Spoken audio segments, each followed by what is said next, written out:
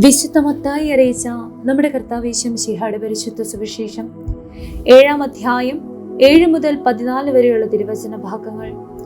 ചോദിക്കുവിൻ നിങ്ങൾക്ക് ലഭിക്കും, അന്വേഷിക്കുവിൻ നിങ്ങൾ കണ്ടെത്തും, മുട്ടുവിൻ നിങ്ങൾക്ക് തുറന്നു കിട്ടും. ചോദിക്കുന്ന ഏവനും ലഭിക്കുന്നു, അന്വേഷിക്കുന്നവൻ കണ്ടെത്തുന്നു, മുട്ടുന്നവന് തുറന്നു കിട്ടുകയും ചെയ്യുന്നു. മകൻ അപ്പം ചോദിച്ചാൽ കല്ല് കൊടുക്കുന്ന ആരെങ്കിലും നിങ്ങളിലുണ്ടോ? അഥവാ മീൻ ചോദിച്ചാൽ പാമ്പിനെ കൊടുക്കുമോ?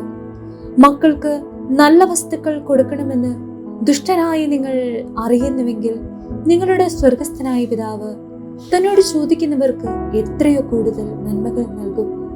മറ്റുള്ളവർ നിങ്ങൾക്ക് ചെയ്തു തരണമെന്ന് നിങ്ങൾ ആഗ്രഹിക്കുന്നതെല്ലാം നിങ്ങൾ അവർക്ക് ചെയ്യുവിൻ.